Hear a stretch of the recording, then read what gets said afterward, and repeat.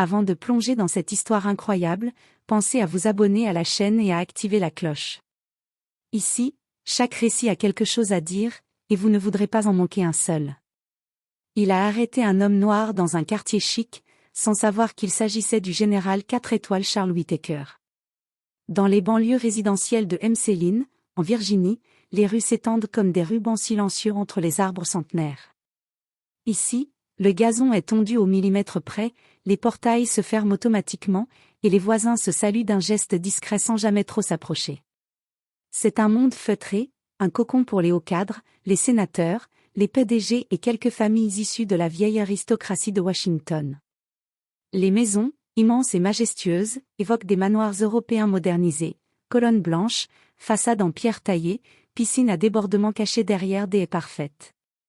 Le quartier respire l'opulence tranquille, celle qui n'a jamais appris à douter de sa légitimité. C'est ici, dans cette enclave ultra-privée, que le général Charles Whittaker avait loué une propriété le temps d'un séjour prolongé dans la capitale. À 62 ans, l'homme imposait par sa simple présence. Grand, les épaules larges, le teint sombre, les cheveux grisonnants taillés courts, il avait la posture d'un roc et la retenue d'un sage. On lisait dans ses yeux la mémoire de bataille, la gravité d'un homme qui avait vu des frères tomber au nom d'un drapeau qu'il continuait, envers et contre tout, à respecter. 4 étoiles sur le col, des médailles à n'en plus finir, Charles avait dirigé des opérations sensibles au Moyen-Orient, négocié des libérations d'otages en Afrique et supervisé les premières cellules de cyberdéfense militaire des États-Unis. Il avait été décoré par 3 présidents successifs, siégé au Conseil national de sécurité, et plus récemment, était devenu l'un des principaux conseillers stratégiques du président en matière de défense numérique. Ce jour-là, un jeudi de printemps, Charles revenait d'une réunion confidentielle au Pentagone. Il avait passé plus de 6 heures enfermé avec des généraux, des analystes et des membres du renseignement pour élaborer une réponse coordonnée à une série de cyberattaques venues de l'étranger. Il n'était pas rare que les décisions prises ce jour-là ne soient rendues publiques que des années plus tard, tant elles touchaient au cœur de la sécurité nationale. Fatigué mais concentré, Charles roulait dans sa Cadillac Escalade noire, véhicule blindé fourni par le gouvernement, équipé d'un GPS crypté, d'un téléphone satellite sécurisé et de plaques d'immatriculation diplomatique. Il portait un costume bleu marine sobre, mais taillé sur mesure, assorti à une cravate discrète, et une montre noire d'intervention militaire, cadeau d'un commandant norvégien. En s'engageant dans l'avenue arborée où se trouvait sa résidence temporaire, il ralentit, fit pivoter le volant pour entrer dans l'allée de marbre clair, coupa le moteur, et descendit du véhicule, téléphone à la main. Il parcourait encore les derniers briefings reçus, son esprit encore engagé dans les stratégies à venir. Mais il ne savait pas encore qu'à une centaine de mètres, derrière les rideaux d'une maison voisine, une femme blanche d'une 50aine d'années, en robe de tennis Ralph Lauren, venait de le repérer par sa fenêtre. Son regard s'était attardé sur la berline noire, sur l'homme noir élégant, seul, qui venait d'en descendre. Elle fronça les sourcils. Sans réfléchir plus que cela, elle attrapa son téléphone, et appela le 911. « Oui bonjour, je suis dans le quartier de Timber Creek à Emsellin. Il y a un homme noir suspect dans notre rue. Il vient de descendre d'une grosse voiture noire. Il regarde autour de lui, il a l'air nerveux. Il n'a pas l'air d'habiter ici. Peut-il s'agir d'un visiteur ? Demanda l'opératrice avec neutralité. Peut-être, mais, ça me semble étrange. Je préfère prévenir. On ne sait jamais. Moins de 5 minutes après l'appel, le calme résidentiel fut brisé par le vrombissement de 2 véhicules de patrouille fonçant à toute allure dans la rue en arc de cercle. Leurs sirènes hurlaient dans l'air tiède de cette fin d'après-midi, projetant des éclats rouges et bleus sur les façades élégantes des villas, faisant sursauter quelques enfants qui jouaient plus loin à vélo.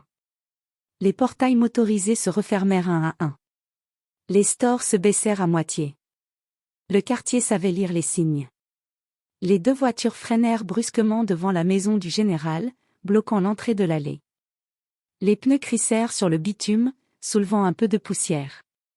3 agents blancs jaillirent, mains sur leurs armes. En tête, l'officier Brad Cavanaugh, 34 ans, solide, rasé de près, mâchoire serrée. Il avait l'allure et la mentalité du type de flic qu'on croise dans les dossiers internes des affaires internes, sans jamais voir son nom dans la presse.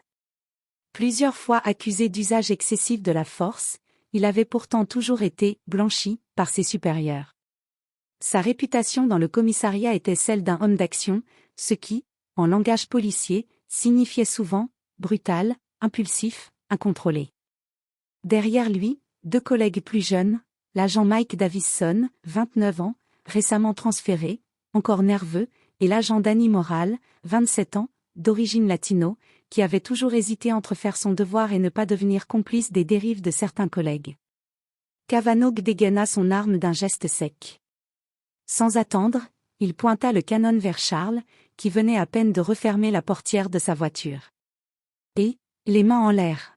« Ne bouge pas, mec, hurla-t-il, le doigt sur la détente.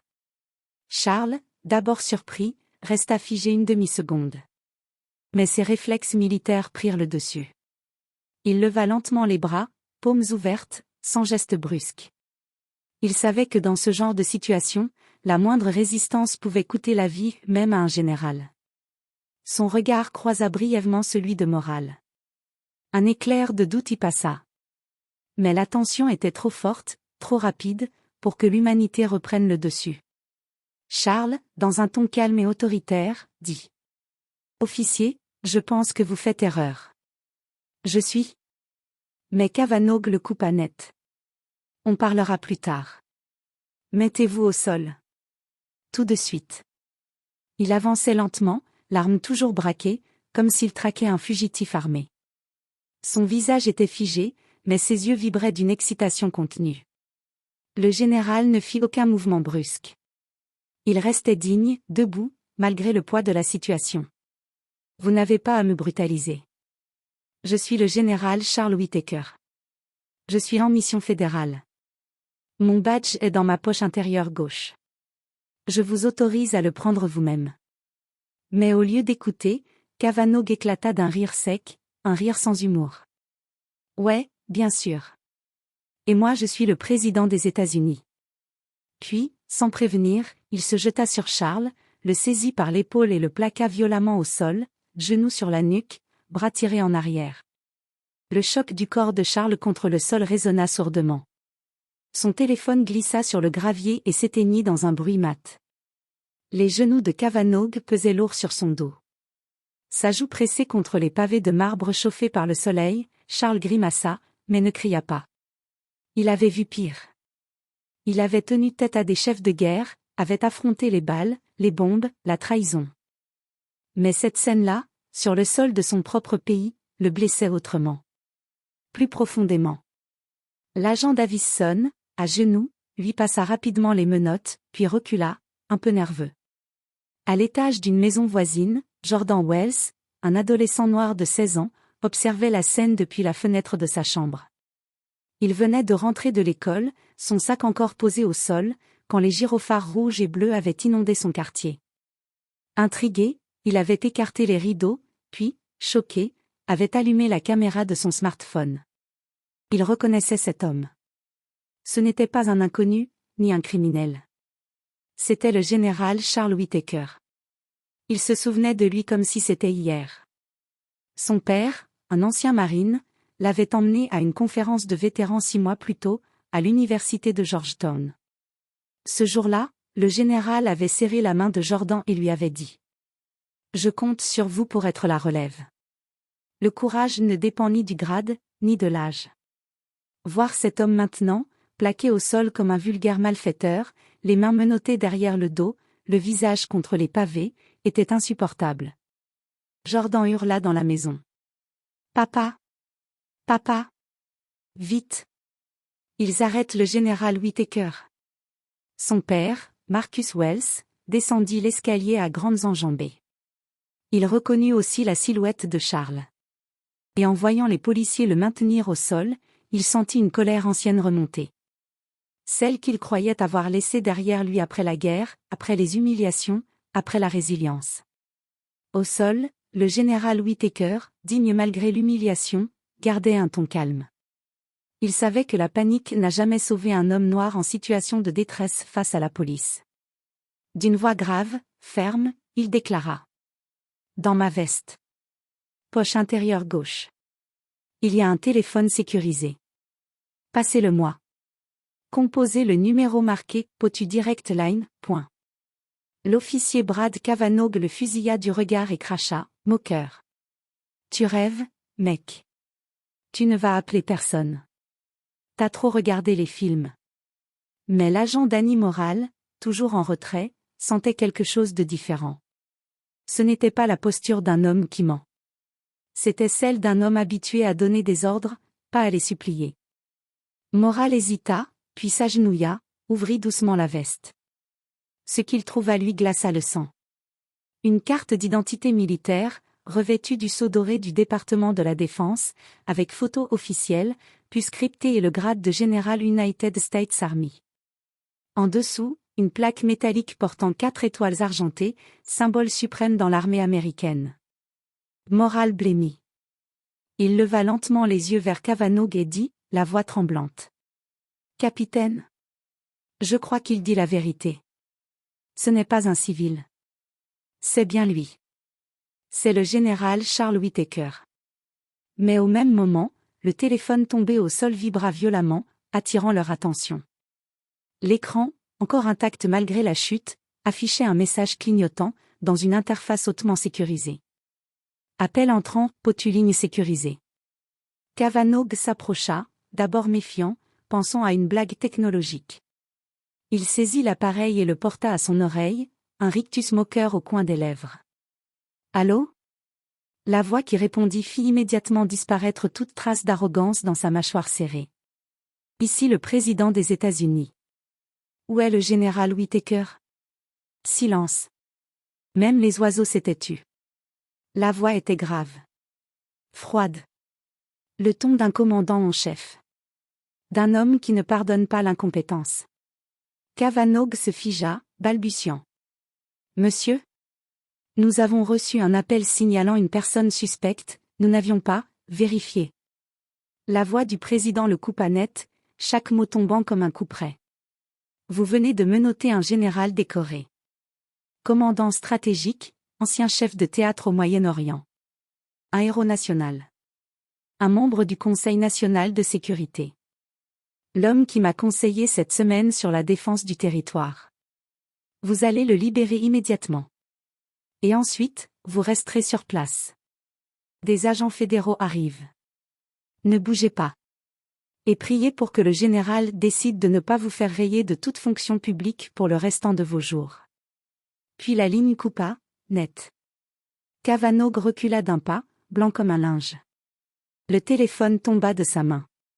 Davison, stupéfait, ne disait rien. Morale évita leur regard. Il était trop tard pour faire marche arrière. Sur le sol, le général Whittaker tourna lentement la tête vers eux, son visage encore marqué par les graviers. Sa voix, grave, sans haine mais tranchante, coupa le silence. Maintenant que vous savez qui je suis, la vraie question, officier, c'est, que seriez-vous prêt à faire, si je ne l'étais pas ? Les agents relâchèrent Charles immédiatement, comme si la vérité les avait soudainement brûlés. Les mains tremblantes, l'un d'eux défit les menottes, tandis que les autres s'écartaient, incapables de soutenir son regard. Mais il n'y eut ni excuse, ni gêne explicite. Juste un silence lourd. Embarrassé. Coupable. Hypocrite. Le général se redressa lentement. Il redressa aussi ses épaules. Son dos. Sa stature. Sa chemise blanche, chiffonnée et tachée de poussière, trahissait l'agression. Son poignet gauche portait encore la marque rouge et profonde du métal serré trop fort. Mais son regard, lui, était resté intact. Tranchant. Digne. Il balaya les 3 agents du regard. Un regard d'homme qui en a vu d'autres, mais qui, au fond, n'a jamais cessé d'espérer que son pays finirait par mériter son sacrifice. Puis, sans hausser le ton, il déclara. « Je vais déposer une plainte formelle auprès du ministère de la Justice. Et je vais exiger un audit complet de tous les signalements raciaux reçus dans ce district ces 5 dernières années. Ce pays ne progressera que si l'on refuse désormais de détourner les yeux. » Il ramassa son téléphone, l'essuya d'un revers de main, remonta dans sa voiture, et quitta la scène, aussi calmement qu'il y était arrivé. Mais derrière lui, il laissait un quartier figé. Des policiers décomposés. Et une honte filmée en haute définition. Le lendemain matin, le monde entier était au courant. La vidéo de Jordan, partagée d'abord sur un compte Instagram local, avait explosé en quelques heures. Les images du général au sol, menotté, humilié, la phrase « Passez-moi le téléphone », composée potu, ligne directe, puis la réaction glaciale du président à l'autre bout du fil, tout cela faisait le tour du globe. Le titre que l'adolescent avait donné à la vidéo était simple, mais dévastateur. Ils ont arrêté un héros américain, parce qu'il est noir. Les chaînes d'infos non-stop en firent leur une. CNN, MSNBC, puis même Fox News. Des hashtags s'enflammèrent. Hashtag Général Whittaker. Diez pas même nos héros. Hashtag racisme sous uniforme. Hashtag Black and Decorated. Des vétérans blancs et noirs se mobilisèrent. Des anciens collègues de Charles prirent la parole. Même des membres du Congrès, des deux partis, dénoncèrent l'incident comme une gifle à l'institution militaire elle-même. Le président des États-Unis, habituellement sobre dans ses prises de parole publiques, convoqua les journalistes dans la roseraie de la Maison-Blanche pour un discours improvisé, mais chargé d'émotion. Devant les caméras du monde entier, il déclara : « J'ai été élu pour protéger tous les Américains. Tous. Pas certains. Pas ceux qu'on reconnaît dans les quartiers riches. Pas ceux qui ont une couleur de peau rassurante. Mais tous. » Le général Charles Whittaker a servi ce pays pendant 42 ans. Il a risqué sa vie pour défendre notre liberté, nos frontières, notre Constitution. Il n'a jamais demandé un traitement de faveur. Mais il méritait, au moins, le respect dû à tout citoyen. Ce qui lui est arrivé est inacceptable. Ce n'est pas seulement une erreur. C'est le symptôme d'une maladie qui ronge notre système depuis trop longtemps. Le racisme ne s'efface pas en niant son existence. Il s'affronte. Le général Whittaker mérite nos excuses, mais surtout, il mérite la justice. Ce discours, retransmis en direct, fut applaudi par une grande partie du public, mais il provoqua aussi une secousse politique, des syndicats de police se sentirent visés, des figures conservatrices accusèrent la Maison-Blanche de désavouer les forces de l'ordre. Mais la majorité de l'opinion publique se rangea derrière le général. Pendant ce temps, Charles Whittaker, lui, restait discret. Il refusa toute interview. Ignora les sollicitations des talk-shows. Il continua simplement son travail, comme toujours.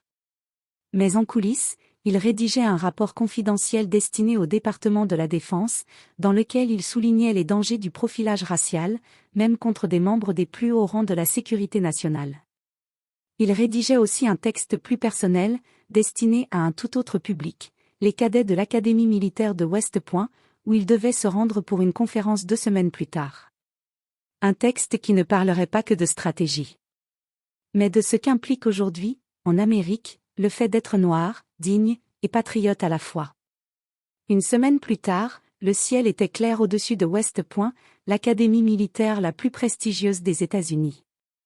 Surplombant l'Hudson, l'établissement de pierre grise, aux allures de forteresse, vibrait d'une tension particulière ce jour-là. Les rumeurs avaient couru toute la semaine. Le général Charles Whittaker allait prononcer un discours exceptionnel, et il parlerait de ce qui s'était passé à Mseline. L'auditorium principal, rempli de plus de 1200 cadets, brillait de discipline et de silence. Rangée parfaite. Uniformes impeccables. Épaules droites, menton levé. Mais derrière cette rigueur, une curiosité fébrile. Tous savaient que ce moment serait différent des autres leçons. Le général Whittaker entra sans musique ni annonce officielle. Pas besoin. Sa simple présence fit se lever la salle. Il marcha lentement jusqu'au pupitre, sa silhouette droite et massive contrastant avec la gravité de son visage. Pas un bruit. Pas un souffle. Le silence était presque militaire en lui-même. Il posa quelques notes devant lui, mais ne les consulta jamais. Son regard parcourut la foule de jeunes visages blancs, noirs, asiatiques, latino-américains, hommes et femmes. L'avenir de l'armée américaine était là, devant lui. Et puis, il parla. Sa voix grave et maîtrisée résonna dans l'amphithéâtre comme le tonnerre contenu d'un ciel d'orage. Il y a une semaine, j'ai été jeté au sol comme un voleur. Menotté. Suspecté. Ni pour ce que j'ai fait, ni pour ce que je portais. Juste pour ce que je suis. Un silence plus lourd encore s'abattit dans la salle. Certains cadets clignèrent des yeux. D'autres retinrent leur souffle. Ce jour-là, ils ne voyaient pas un général. Pas un ancien commandant de théâtre. Pas un conseiller présidentiel. Ils voyaient un homme noir dans un quartier blanc. Et ça a suffi. Il marqua une pause. Ses mains, posées sur le bois du pupitre, restaient immobiles. Même mes étoiles, mes décorations, mes décennies de service, n'ont pas suffi à me protéger. Il laissa ses mots flotter. Puis il reprit, plus lentement, en pesant chaque syllabe. J'aurais pu venir ici aujourd'hui avec de la colère. Avec de la rancune. Mais non. Je suis venu avec un message. Vous qui deviendrez officier, qui porterez l'uniforme de cette nation, vous serez jugés. Par votre courage, bien sûr. Par votre stratégie, vos décisions. Mais surtout, par ce que vous choisirez de voir chez les autres. Il fit quelques pas sur la scène, sans quitter des yeux les cadets. Sa voix monta légèrement. Un uniforme ne vous immunisera jamais contre l'injustice. Un grade ne vous protégera pas des préjugés. Et aucun d'entre vous, quelle que soit sa couleur de peau, n'est à l'abri d'un système qui ne regarde pas la vérité, mais la peur. Il désigna la salle, d'un geste ouvert et sincère. C'est à vous de construire un pays et une armée où la justice ne regarde ni la couleur, ni l'origine, ni le nom. Mais seulement les faits. Seulement le mérite. Seulement le cœur. Un murmure d'émotion monta dans l'assemblée. Certains cadets avaient les yeux embués. D'autres serraient les poings, non pas de rage, mais de conviction. Ne laissez jamais la peur guider vos décisions. Ne laissez jamais la suspicion vous priver d'humanité. Et surtout, n'oubliez jamais que la dignité est un combat silencieux, mais quotidien. Il retourna lentement au pupitre. Sa voix baissa, plus douce, presque intime. J'ai connu beaucoup de batailles dans ma vie. Des terrains hostiles, des décisions lourdes, des nuits sans sommeil. Mais la bataille pour la dignité est la seule que je mènerai jusqu'au dernier jour. Et maintenant, elle est entre vos mains. Il se redressa, croisa à nouveau leurs regards. Pas un mot dans la salle. Puis, sans saluer, sans effet théâtral, il quitta la scène d'un pas égal, son dos toujours droit, son honneur intact. Et alors, la salle se leva comme un seul homme. Ovation debout. Longue. Silencieuse. Respectueuse. Ce jour-là, les murs de West Point ne retinrent pas seulement les mots d'un discours. Ils retinrent un moment d'histoire. Et le général Whittaker, sans fracas, venait de gagner la bataille la plus noble de sa vie, celle qui ne s'écrit pas avec des armes, mais avec la vérité, la mémoire, et le courage moral.